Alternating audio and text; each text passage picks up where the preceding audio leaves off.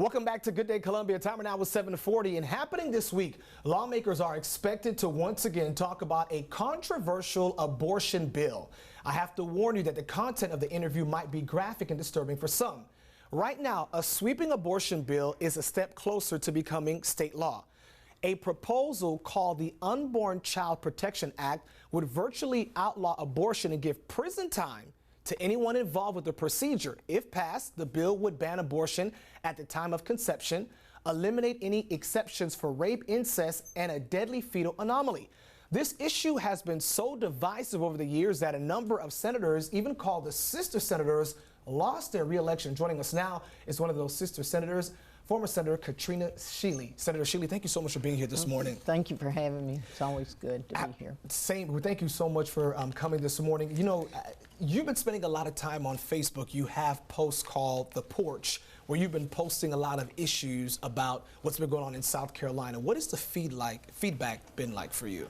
Well, you know, at first it was a little slow, but boy, now we've got a whole porch crew, like a community of porch sitters. And you know what? At least you're keeping the conversation going. And when it comes to abortion, this issue is something that has also affected you in many ways. You were one of the sister senators before that spoke out at one point against a controversial abortion bill before. Tell us about that. Well, you know, we've been talking about abortion for a long time in the Senate. And at first, you know, it wasn't as big of an issue, but every year it grew and grew and grew. So it's been going on for like 9-10 years now. But the last couple years of my tenure in the Senate, 22, 23, it got really hot and heated. And so that was the reason that all the Republican female senators lost their election in 24 was over the abortion bill, because we all joined together, all the female senators, and we banded together as the sister senators, Republicans, Democrats, Independents, and said this is, you know, one step too far. Well, a lot of steps too far, actually.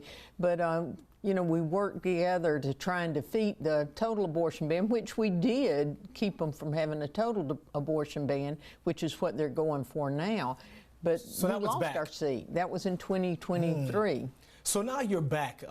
Well, now this issue is coming back again, and we have a Republican male, Senator Tom Davis, who has been very vocal. He wrote on Facebook, "That's not a culture of life. It's cruelty dressed up as conviction," as it relates to what the current proposal looks like. What do you say to that? I believe Tom Davis. I mean, I believe what he's saying. I believe he believes it. Tom Davis is the father of 3 daughters. You know, he knows it's wrong. He stood with us for the majority of our time when we were there. At the end, you know, he did vote for that last bill, but he never voted for a total abortion ban. And I believe Tom is true to his conviction, and I believe he will stand to defeat that, you know, work to defeat that bill. And what he's saying is true, that it's people taking, you know, 2 or 3 words and they're making it something that, you know, that's not what the majority of South Carolinians believe. So how did we get here, Senator? Because help some folks understand, where do these, I guess, amendments or line items come from? We started from one point and we got to the point where there is no, if passed, it would eliminate abortion at the time of conception, eliminate exceptions for rape, incest, and a deadly fetal anomaly. How did we get here? Is it a group that's speaking to senators? How is it being formulated? It is a very far right-leaning group of men who believe, I mean, and I believe some of them truly believe what they're saying.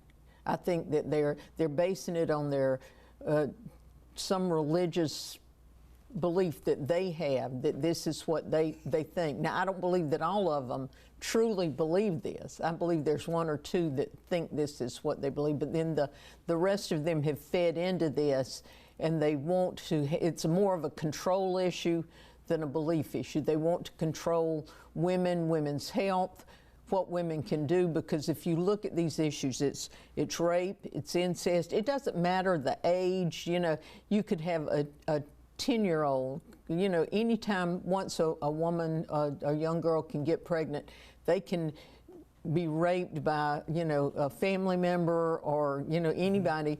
They can become pregnant, and there's no, you know, no way they can, you know, save their life or whatever, or save their future. And to that point, Senator, you have some folks in the Republican Party who are saying, well, there are options for those individuals to go through with the pregnancy, and then there's adoption, or there are other resources for the family. What would you say to that mindset? If you have a 12-year-old who has to go through a 9-month pregnancy, you can't love or take care of them so much that they can forget the trauma that they've gone through. You can't return their body back to being a 12-year-old if you've gone through 9 months of pregnancy. You can't love that back into them. You know, they say, well, just love on them. They'll, you know, they'll get over it. That's. It's not good. Well, I see what you're saying.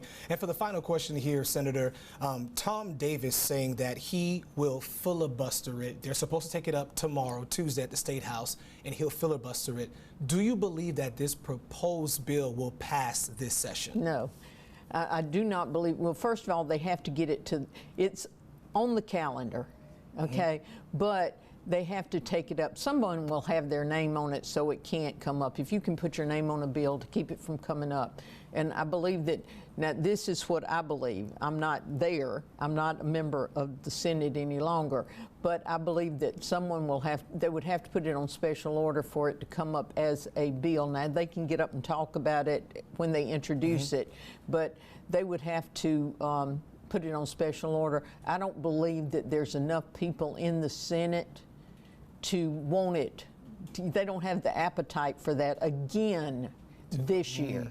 Gotcha. I mean, we've done it enough. I think that there's enough people in the Senate. They don't want to take a vote on it, number one, because I don't believe that everybody in that Senate wants their name to be voting for it or against it.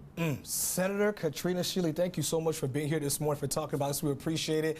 And the door is always open. We're going to have you back again on Good Day Columbia. Is that cool with you? I'm always ready when you are. Yes, ma'am. All right, absolutely. Well, time right now is 7:48. When we come back, we'll take a look at your out-the-door forecast with Chief Meteorologist Taylor Canoose.